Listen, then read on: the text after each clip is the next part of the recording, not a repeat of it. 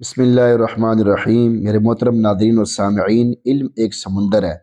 बहुत सारी बातें ऐसी हैं जो बिल्कुल सही हैं, आपको नहीं पता, आपके इल्म में अभी तक नहीं आई, आप तक वो नहीं पहुंच सकी। तो आप बड़े हैरान होते हैं जब आपको वो बात पता चलती है। तो आप बड़े हैरान होते हैं कि क्या हदीस में ये मौजूद है, कि हदीस में ये बात आई है, यानी इतनी बड़ी फजीलत, इतनी बड़ी बात।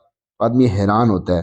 तो इल्म की बहुत सारी बातें ऐसी हैं जिन पर अभी तक हमारा अमल नहीं है। अल्लाह ताला हमें 100% मुकम्मल शरीयत पर चलने की तौफीक नसीब फरमाए और हर अमल को करने की तौफीक अता फरमाए।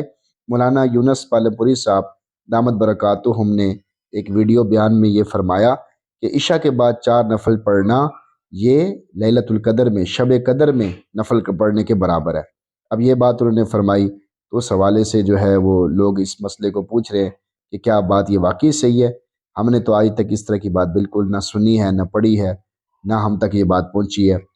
तो ये बनौरी टाउन का फतवा है, ये हम आपके सामने पढ़ देते हैं कि ये रिवायत बिल्कुल सही है, दुरुस्त है, मरफू रिवायात से साबित है और मौकूफ़ रिवायात से भी साबित है। इशा के बाद 4 नफल। सवाल की इबारत ये है, एक हदीस की सनद के हवाले से पूछना था, क्या कोई ऐसी हदीस की रिवायत है जिसमें हुजूर नबी अकरम सल्लल्लाहु अलैहि वसल्लम ने फरमाया हो कि जो शख्स इशा की नमाज के बाद 2 रकत सुन्नतों के बाद 4 रकत नमाज एक सलाम के साथ पढ़े, उसको इतना सवाब मिलेगा कि गोया उसने लैलतुल कदर में 4 रकत पढ़ी हो। और साथ ये भी कि सहाबा इसका बहुत इत्माम करते थे। जवाब: जी हाँ, इस मजमून की मुख्तलिफ रिवायात हैं, मौजूद हैं, जिनमें इशा की फ़र्ज नमाज के बाद 4 रकत पढ़ने की ये फजीलत बयान की गई है। और बाज़ रिवायात में ये कैद है कि एक सलाम से ये 4 रकत अदा करे। इससे मालूम होता है कि इशा के बाद की 2 सुन्नतों के बाद 4 रकात नफल एक सलाम के साथ पढ़ने की फजीलत है।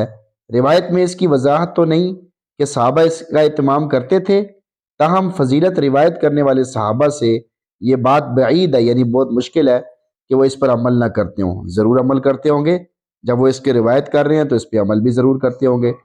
इस सिलसिले में वारिद शुदा रिवायात दर्ज झैल है। नंबर 1, मरफू रिवायत जो सैयदना अब्दुल्ला बिन अब्बास रज़ियल्लाहु अन्हु से मनकूल है। फरमाते हैं, सल्ला रसूलुल्लाह सल्लल्लाहु अलैहि वसल्लम अल इशा सुम्मा जाआ फसल्ला अर्बअ रकआतिन सुम्मा नामा।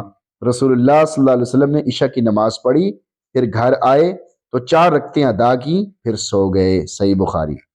सैयदना अब्दुल्ला बिन अमर बिन आस रज़ियल्लाहु अन्हु फरमाते हैं, जिसने इशा के बाद 4 रकतें अदा की तो वो लैलतुल कदर में इन ही जैसी रकतों के बराबर हो जाएंगी। उम्मुल मोमिनीन सैयदा आयशा रज़ियल्लाहु तआला अन्हा फरमाती हैं, तर्जमा: इशा के बाद 4 रकतें लैलतुल कदर में इन ही जैसी रकतों के बराबर हैं।